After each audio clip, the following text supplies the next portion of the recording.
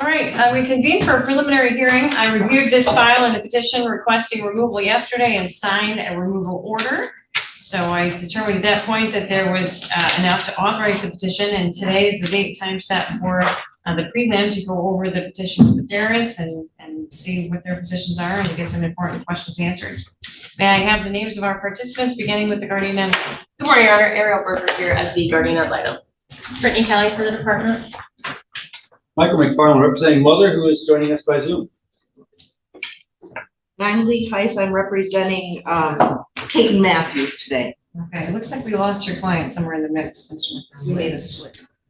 Well, I know a request was put in for her to be here personally, but I told her I Zoomed with her earlier today, this morning. She should still be in the. Still be there. Yes. So that's I unfortunate. instructed her that we would be doing this by Zoom. Yes. I'm not sure why the jail isn't still logged in.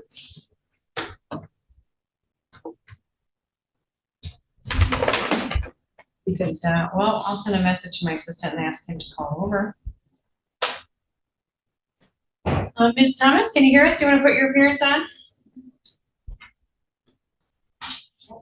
Ms. Nastasia Thomas, can you hear us? No, we didn't give you a heads up. We were scheduled this morning for 8:15 to start. The jail logged in at 8:30 so that Mr. McFarland could talk with his client. So we are running a bit behind schedule. I blame her for not staring at her computer for an hour. There she is. Good morning. Good morning. Is my audio okay? For some reason, Zoom is not loading very well for me. It's a little muffled. So if you can switch that, because I know sometimes you can switch it, it sounds a little better. All right, I think the jail logged out. We had Mom here earlier, but she's not here now. We're gonna hopefully be able to see her reconvene. We chatted with Mr. McFarland to see if he got any questions answered. And then of course, discuss the case as it relates to Kate Matthews as well. So let's go ahead with that piece for now. That's her. All right, we don't have her yet, but jail's back, which is good progress. All right, Mr. McFarland, you're very familiar with Yes, I am, Your Honor. I spoke to my client. She acknowledged she did receive the petition. She does not need to have it read today. She is currently in jail on an outstanding warrant for violation of probation. At this point in time, she wishes to plead no contest. There's an allegation of breastfeeding while under the influence of meth, which is criminal child neglect, Your Honor. And that is the reason. Here she is. I can begin again. I did speak to my client today. She is in jail currently on a violation of probation. The drug paraphernalia charge, I believe. I did go over the petition with her. She does not need it read. She was served the petition. She does not know when she is going to be released from jail. She has no Indian ancestry, no Indian blood, no Indian heritage. I asked her in those manners. At this point in time, and she wishes to plead no contest because of the allegation of breastfeeding a child under the influence of meth, which could be prosecuted as criminal child endangerment, Your Honor. She wishes to enter into a case service plan. I have advised her rights of a trial by judge or jury, what the burden of proof is. I think that's all. Very thorough. Thank you very much. All right, Deputy Ames, if you could swear in Ms. Kayla Walden. If I might. Placement, she would like the child to be placed with her father, who is currently in court with Lucky. I've been advised that there may be a little snafu in that. I'm sure Ms. Thomas will advise us of that. Thank you.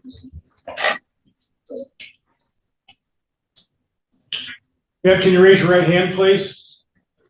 Ms. Kayla Walden, please raise your right hand. Thank you. Do you swear or affirm to tell the truth, the whole truth, and nothing but the truth, so help you God? Yes. All right. Okay, good morning, Ms. Walden. Were you able to hear everything your attorney, Mr. McFarland, placed on record? Yes, I was. And do you agree with his presentation on your behalf? Yes, I agree. Very good. Okay, thank you. Do you happen to know where Mr. Kate Matthews is? No, I do not. Do you have any reason to believe that he or anybody in his family would be eligible for membership in a Native American tribe or band?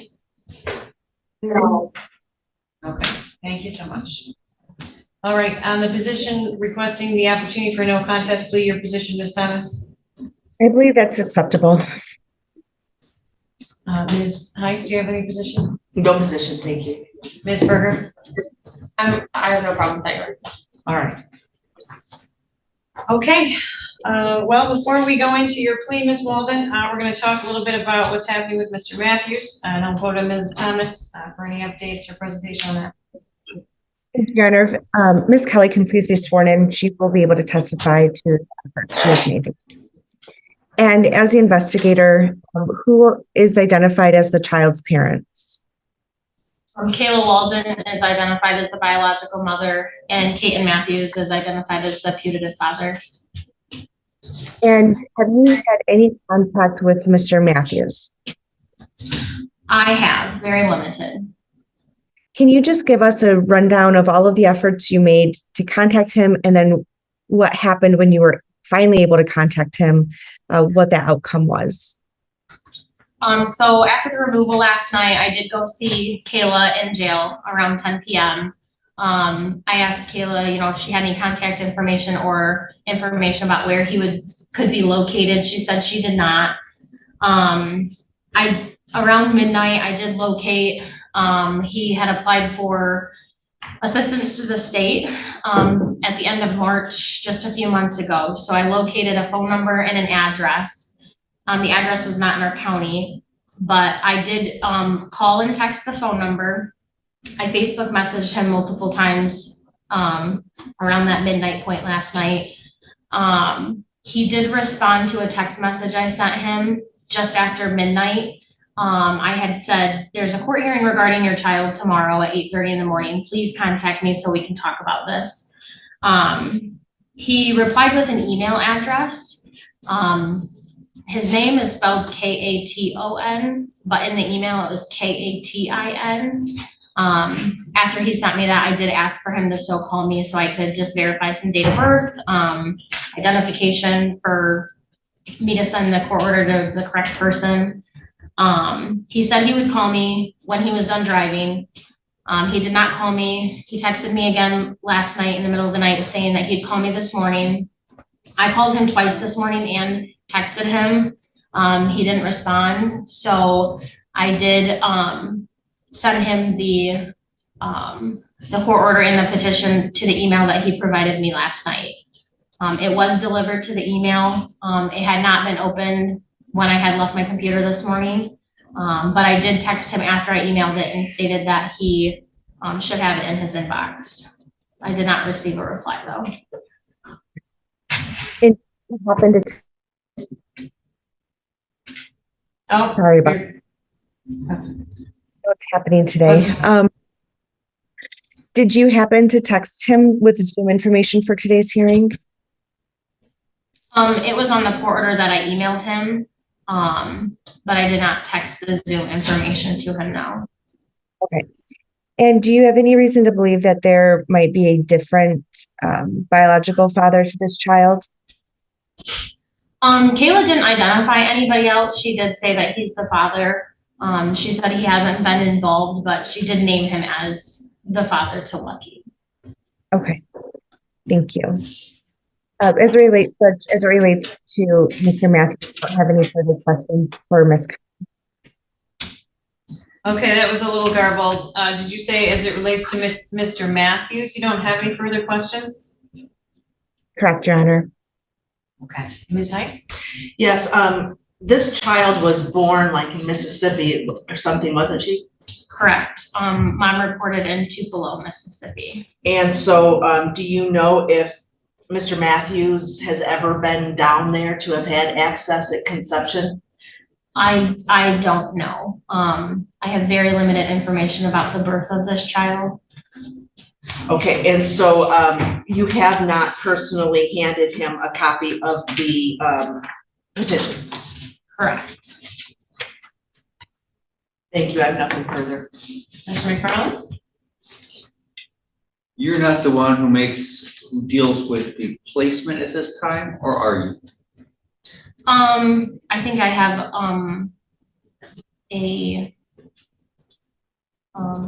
input, yes. Okay. My brain is working. I realized it was late last night. Right now, the child is with my client's father and his girlfriend live together partner, correct? Correct. Is that wife or They're engaged, so Okay. live together. fiance? Yeah. Okay. Is that, my client would like the child there, is that an acceptable placement in your opinion? In my opinion, yes. Is there a little snafu, I'm told? Yes, so last night, as I was actually transporting the child, our intake ran the criminal history checks. And there was a misdemeanor assault charge from like 15 years ago. I don't have the exact date. We don't have the documents from our intake yet, but On whom? on Chantel, on Dad's living together partner. I spoke with her about the charge last night. She hasn't had any criminal history like that since, but it does violate, like on our 5770, it talks about the good moral character. So it violates that. But I think that she did complete like domestic violence classes for it. She completed probation and she hasn't had a charge like that in a very long time. Are you aware that a lot of these old cases are automatically expungible, and have you checked to see if he actually if it has been expunged due to the length of time? Have you checked into that? I didn't have time to, Sure. but it's definitely something that and I did speak to her last night about expungement in that process. But I support the placement still regardless. Okay. Hang on 1 second. Okay, we've had someone from a Samsung device join us. Could you give us your name, please? Good morning. Could you give us your name, please? Christopher Mayhew. Okay. All right. I don't think you're on the case that we're on right now, so we'll pop you back into the waiting room. Yep. What are you here on? Jewel Mayhew's show cause hearing. Oh, that didn't go. You'll have to contact the front of the court. Okay, all right, thank you. You're welcome. Sorry about that. I just want to make sure that wasn't our putative father. Go ahead. So I guess lastly, placement will be at my client's father's residence. Is that? I believe so, as long as like Judge Sala supports it. They are a relative placement. I don't have right now at this time any other relatives. I have one other relative that we could look into, but she is significantly older than the placement right now. And we're talking about a 1-year-old for placement, so very busybody. I don't know if she would have the just energy to handle a child of this age, but it is the putative father's mom. And I would recommend placement with bio mom's dad and over a putative dad's mom. You are not going to be the ongoing worker, correct? Correct. This will move to foster care. Do you know who that will be? Yep, Eva Copus, and she's in the courtroom right now. Ms. Copus will be visiting with my client. Thank you. Nothing further. All right, what is the name? Do you need a direct placement? Is that what you're saying? You need a direct placement? So our intake they said that they would deny placement, but it was up to local office to decide that. I did send an email late last night to our program manager and my supervisor regarding placement. I didn't get any responses into that before court this morning, so if we could have direct placement, I think that would be best case scenario. Do you have this name, this spelling? For placement, it's Nathan. I could hear her. That's right. Okay, thank you. Did you have any questions? I know you stopped short of placement questions, Ms. Thomas. Did you want to follow up on that now? No, I think what I would like to ask for, Judge, I am communicating with the supervisor on this matter, and so I'm just trying to make sure that we have whatever we need to give you regarding placement. But I know that there is also a concern about permitting placement to travel to Ohio with a child, and I believe that we would offer like a blanket order permitting that. Not to say mom would not be agreeable, but just in case she's unable, unable to be reached for any reason. It sounds like maybe there's other children in the home who are engaged in sports and travel to the Toledo area maybe, or have games in Ohio.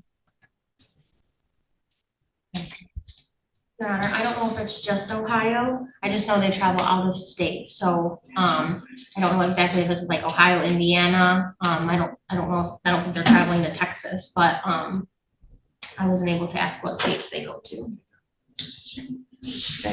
Ms. Berger, did you have any questions?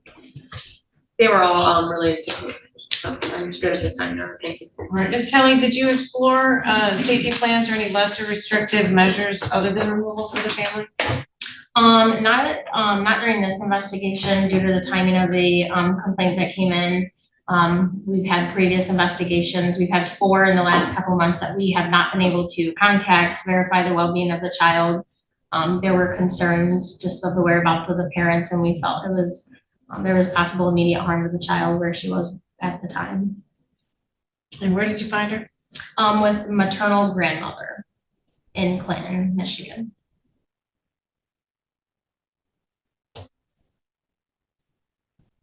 And what was I'm sorry, I think you said it already, but what were the concerns with that arrangement?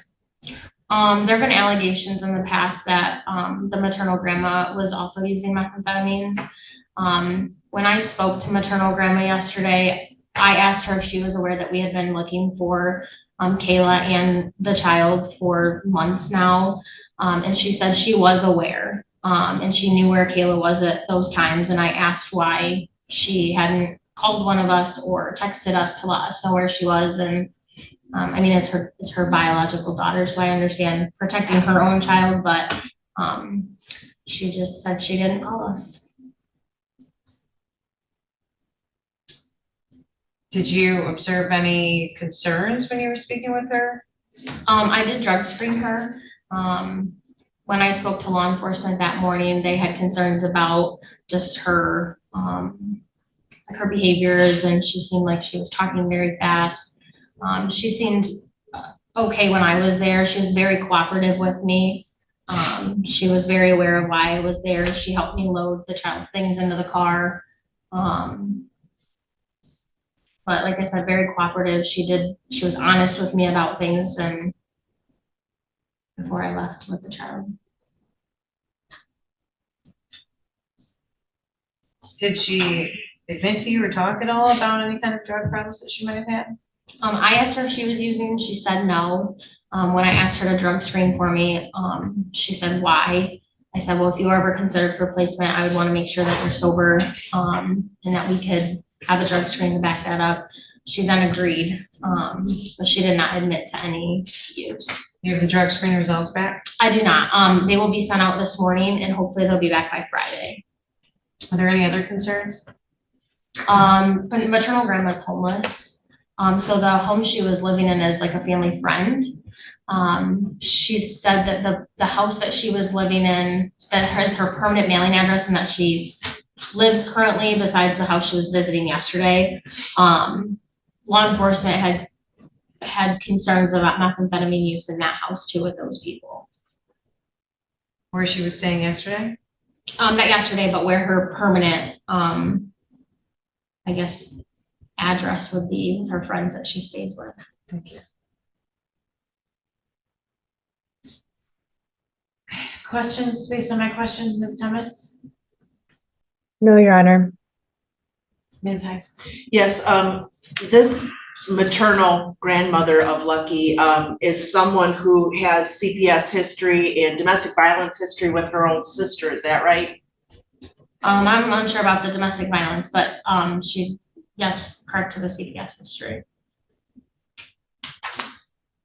Attached to your petition is some history about this person as recent as 2016, having been on probation for 3 DUIs. Correct. And she was accused in 2016 of taking a cast off a child, and then when he was ill, he was taken to the hospital and she discharged him against medical advice. Is that right? That's in the history.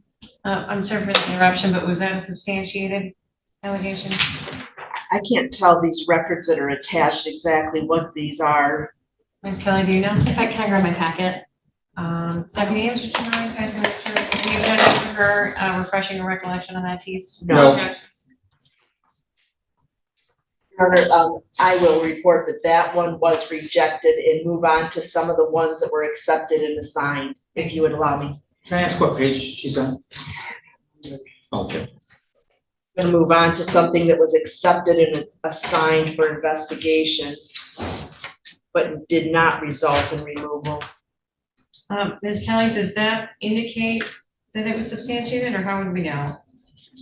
So it says the intake ID and then it says the date it was logged and then the name of the person who the investigation was on. So an accept and assign for field investigation means we investigated it.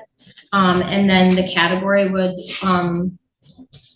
we substantiated on a category 3, I think for the one you're talking about in 2017. That's the next one I'm gonna talk about, yes. Yeah, so if it says category 3, that means it was just a category 3 and that it was either opened or opened and closed for services. So substantiated. Correct. So in 2017, there was some issues with Kimberly and her sister arguing in front of a child that was at least opened and open for services and closed or substantiated. It was, yeah, substantiated. And then in 2017, there was something with her, again, with improper supervision that was category 3, accepted and assigned. Yeah, it looks like those were back-to-back cases. They're on the same date. Just 2 different intakes were called in regarding. So on the next page, we have a 2018 that was accepted in an investigation. Let me see if this involves, that one doesn't involve Kimberly. Are we talking about Kimberly, right? Mm-hmm. Yes. Okay. So all of that was before this child that we're talking about today was born. Correct. And then you've got the investigations that you referred to earlier. If a category 5, can we assume it was opened or substantiated? No, a category 5 means that we were either unable to locate or there was no evidence of any abuse or neglect. But in the case for Kayla, all of her category 5s were unable to locate. But you did have a report from somebody in the community who reported that Kimberly and her boyfriend were, Kayla, you mean? no, Kimberly and her unknown lived together partner were living in a home where methamphetamine was manufactured. That was reported to the agency, though it was a category 5 and couldn't find the mom. Is that true? Are you referring to Kimberly or Kayla? Kimberly. I don't know if we have any cases with Kimberly that was an allegation. Okay.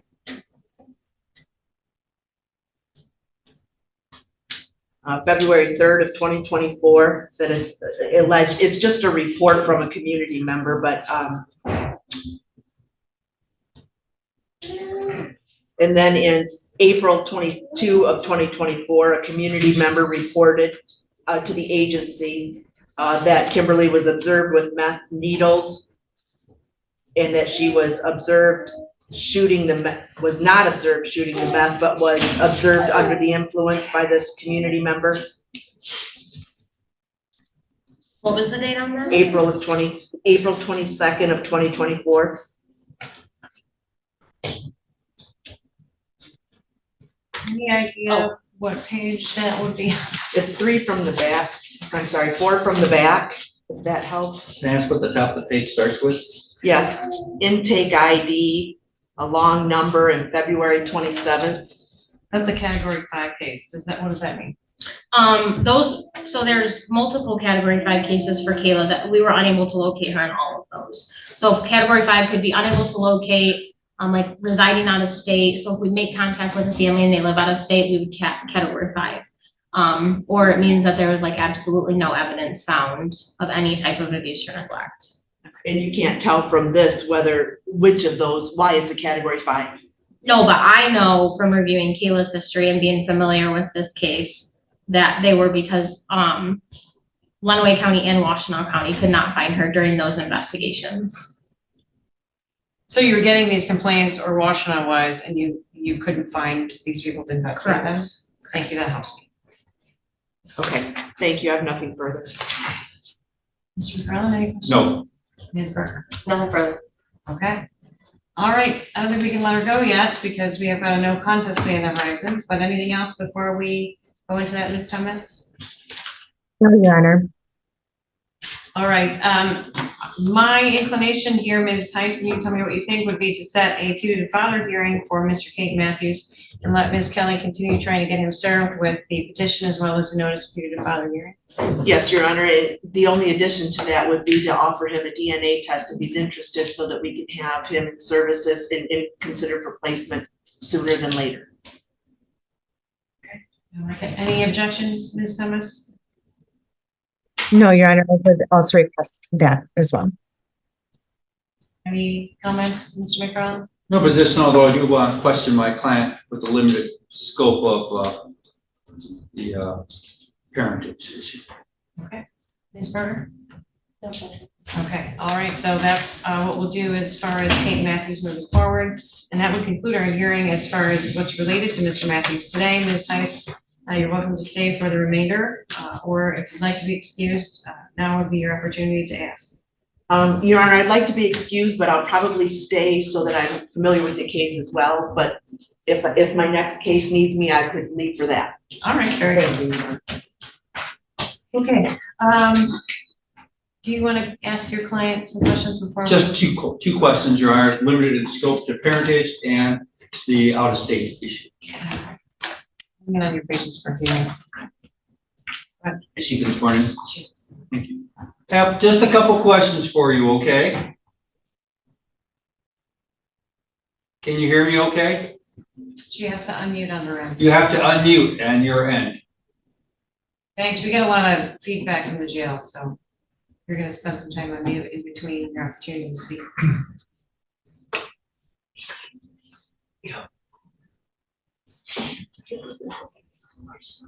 Got it. Thank you. Good morning. How would you like me to address you?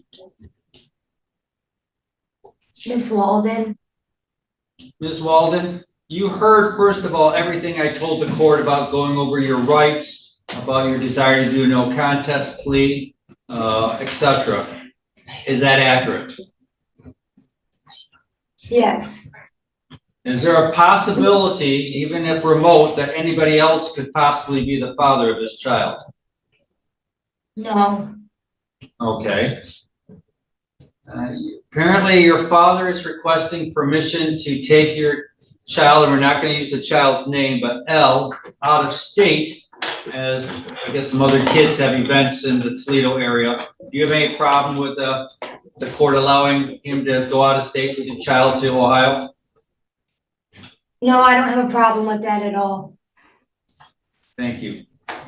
You're not under the influence of any drugs or substances, correct, today?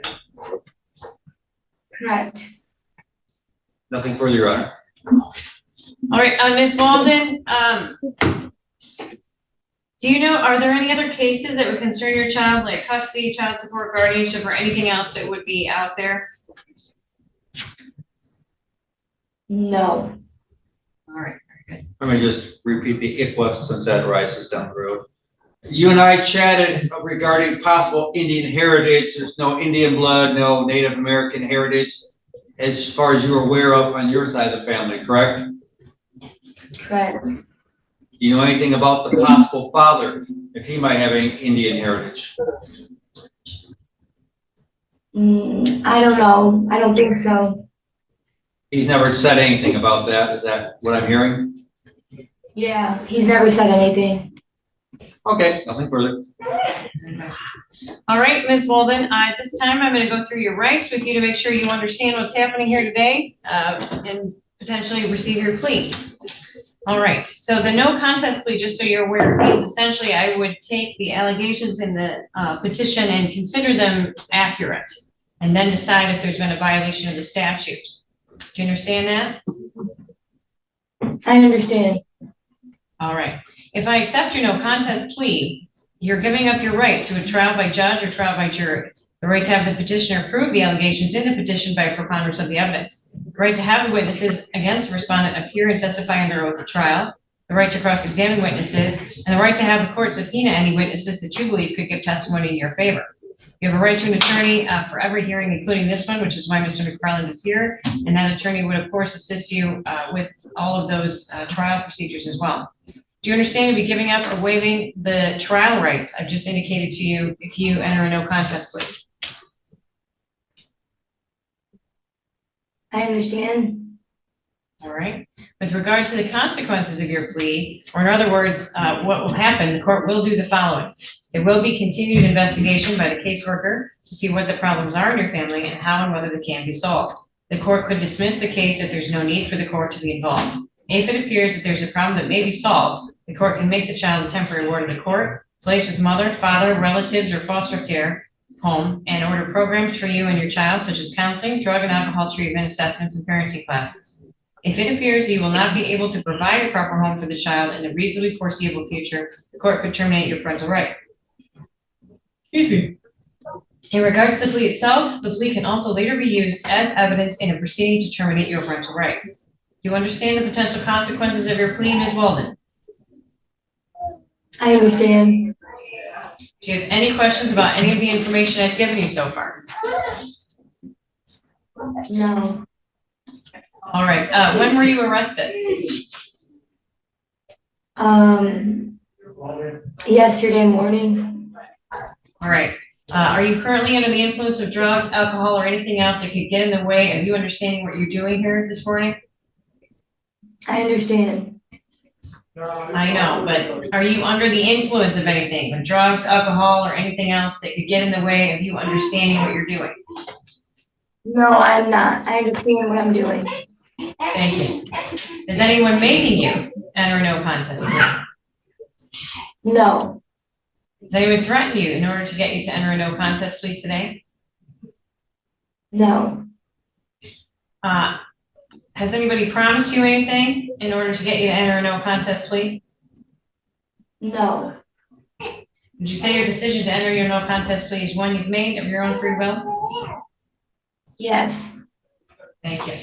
All right, as it relates to the factual basis of the plea, Ms. Thomas? Yes, Your Honor, I will ask Ms. Kelly a few questions about that. She is ready for it. You remain under oath, Ms. Kelly. Okay. Ms. Kelly, I know that we've had a lot of testimony from you already. During your you are the one who signed this petition, correct? Correct. Okay.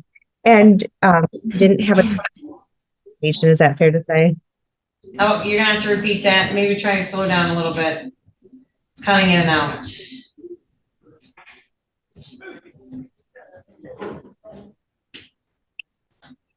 Ms. Kelly, about how long did you have to investigate this case before you filed a petition?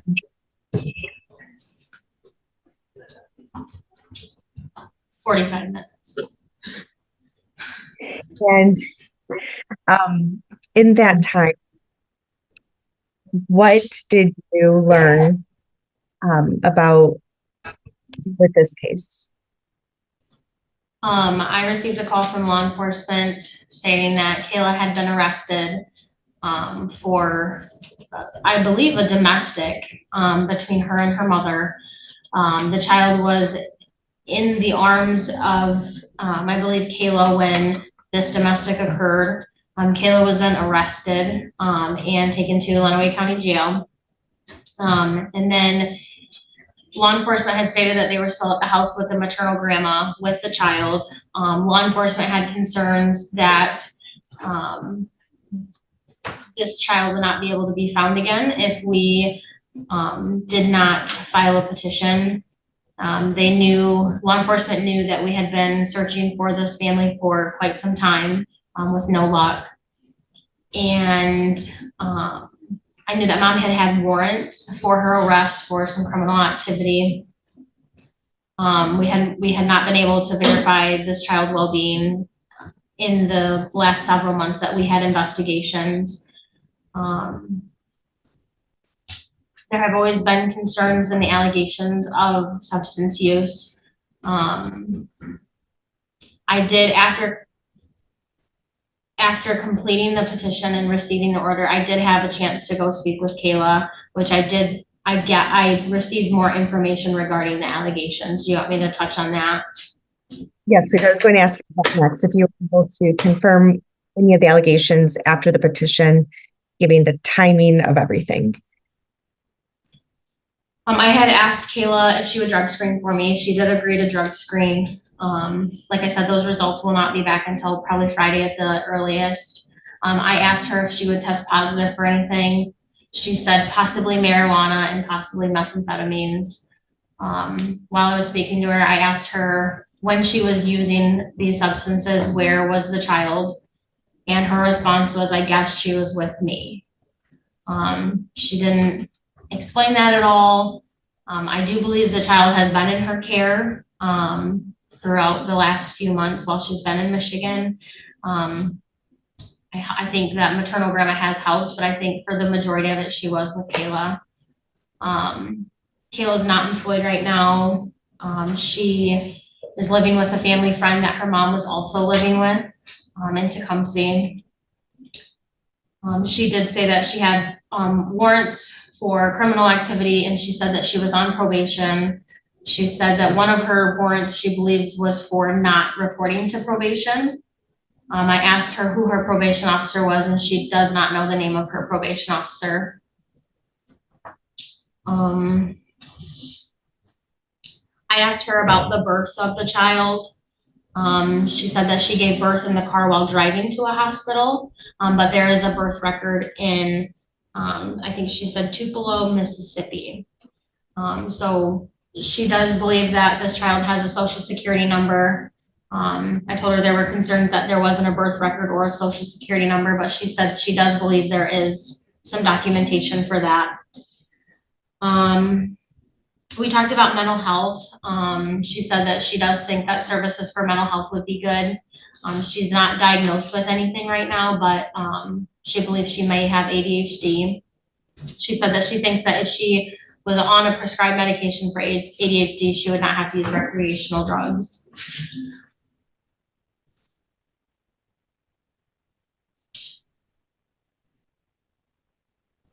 When I spoke to her about the domestic yesterday morning when she got arrested, she said that she had thought she got arrested for assaulting a police officer. She did make statements to me that she and her mom should be able to fight whenever they want.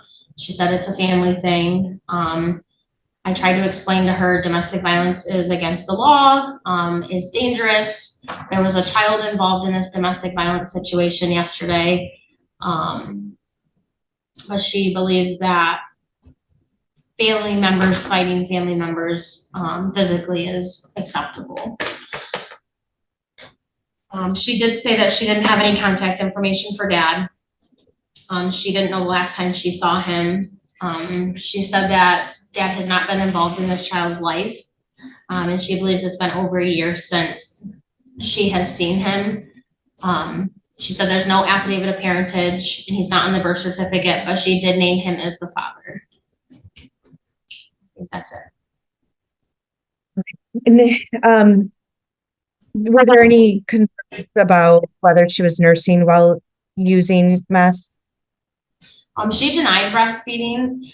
She said that the child's been on foods. She did say that she received breast milk from one of her friends who seemed like a support to her. She said she had not breastfed while under the influence, but maternal grandma did report she was breastfeeding while using.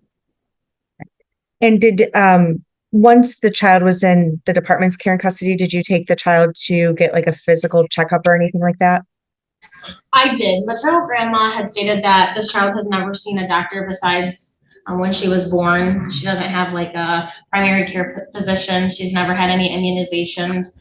And then when maternal grandma had reported that the breastfeeding while possibly using methamphetamines, I spoke to my supervisor and we decided that we should have her have a checkup. I took her to Hickman Hospital here in Adrian. They attempted to do a urine screen on her. Due to her age, it was like a bag that they stuck in her diaper and kind of taped to her skin. And the hope was that the urine would go into the bag. The urine ended up just soaking into the diaper, so they didn't do any other tests. The doctor didn't have concerns, like no obvious signs of withdrawal for this child.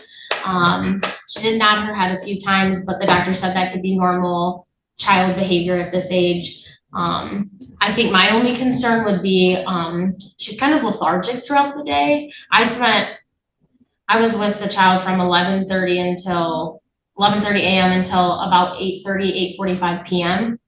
And she did take a few naps. She knows how to feed herself. Her motor skills are pretty developed, but her like facial expressions, her eyes are kind of like she looks tired all the time.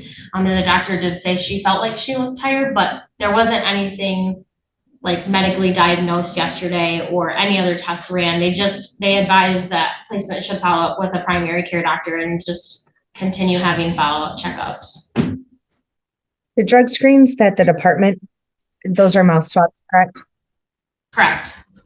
Is that something that could be done for the child just to ensure there's no additional needs for other medical treatment? I've never drug screened a baby with our drug screens, but I can call the lab that does them and ask if they run those on children.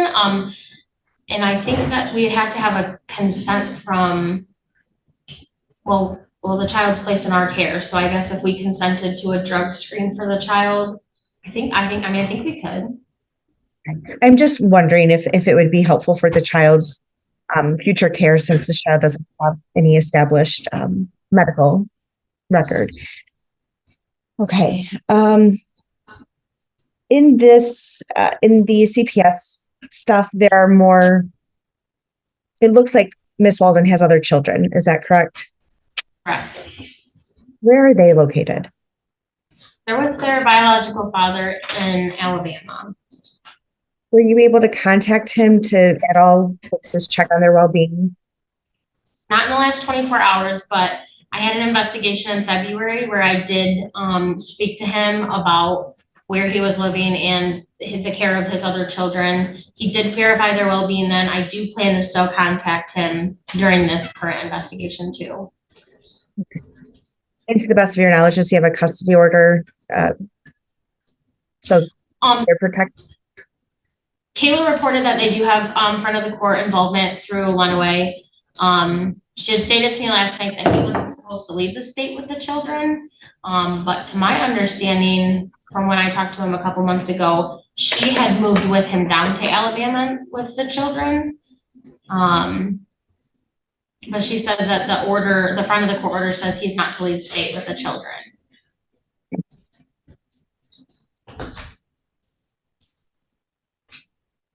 Okay. Anything else you think the court needs to know today? No, I think I provided everything. Okay. Thank you. With that, Your Honor, I have no further questions for factual basis. Questions, counselors? Just one. Go ahead. Did you ask my client if the child had been immunized? Yeah, we had a lengthy discussion about immunizations last night. Her answer? She said absolutely not. She said she's absolutely against immunizations. She said that she would like her preferences about vaccinations to be considered throughout this case. She doesn't want her child immunized.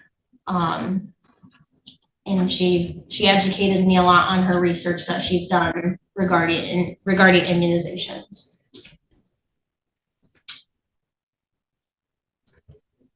You're not telling the court that the law mandates that the child has to be immunized, are you?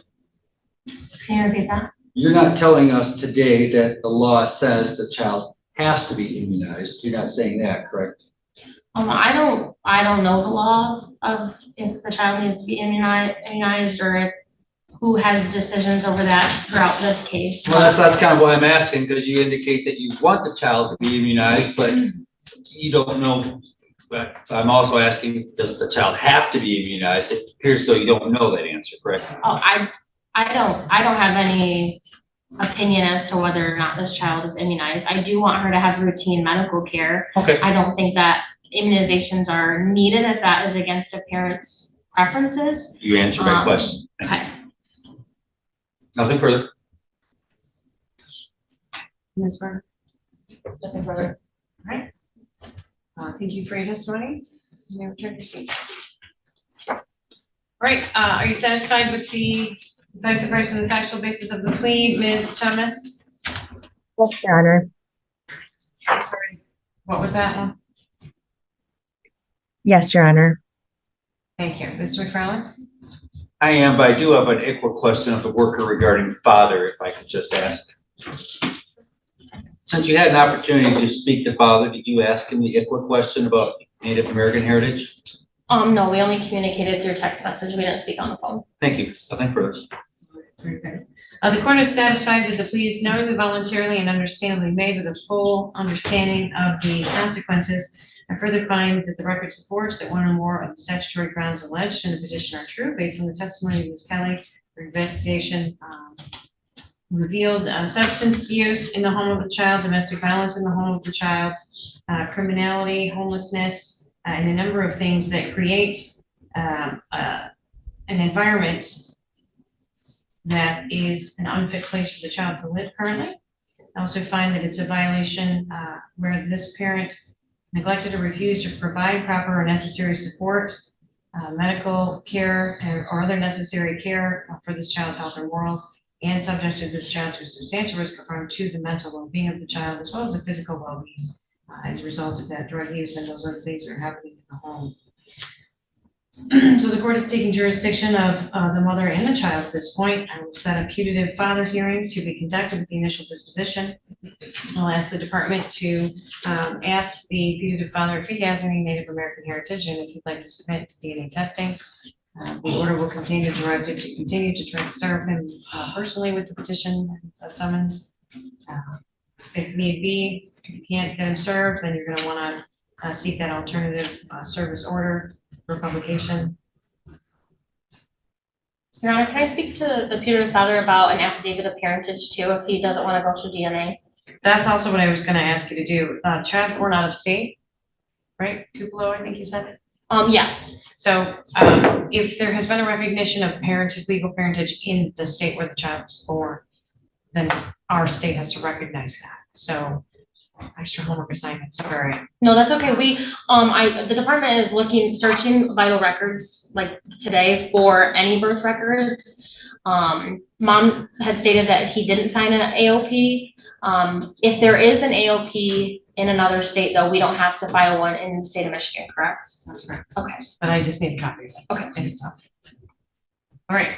I think that's it. I've got a potential initial disposition date for everyone. Ms. Berger, I think your schedule is probably the one we've got to worry about the most. July 1st at 3.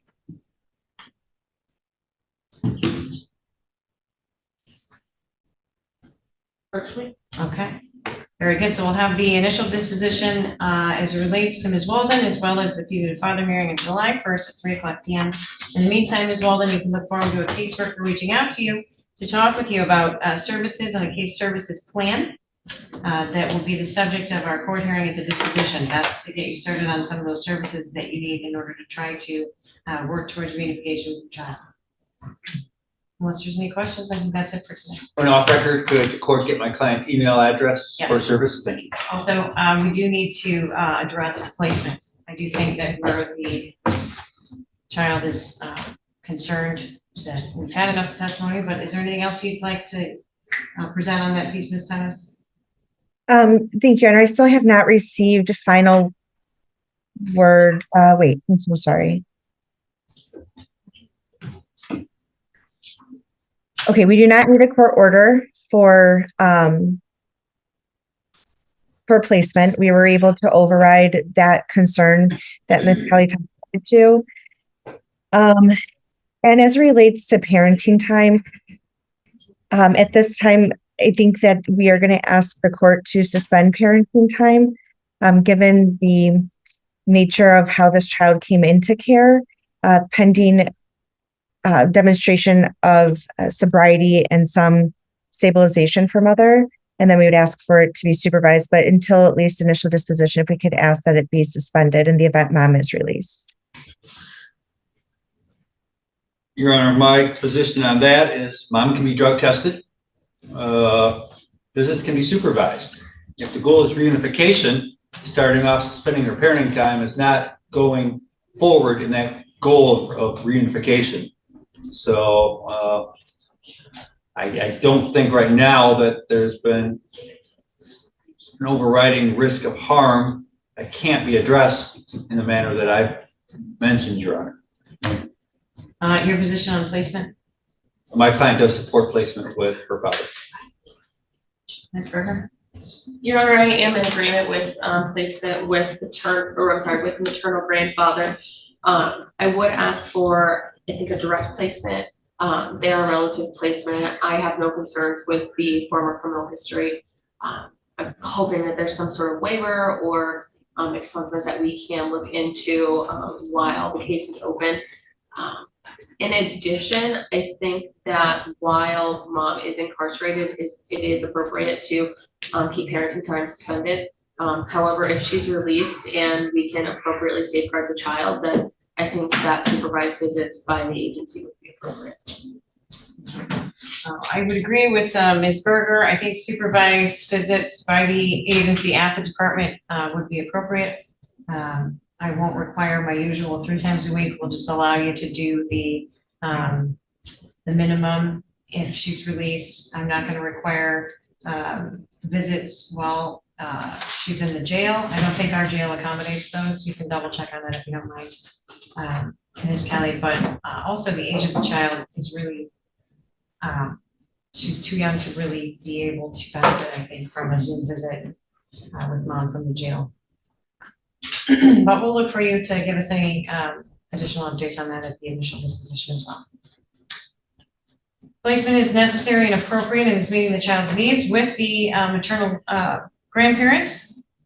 I will note in the order that the child is placed with Mr. Nathan Walden at this time, pending disposition, under the supervision of the Department of Health and Human Services.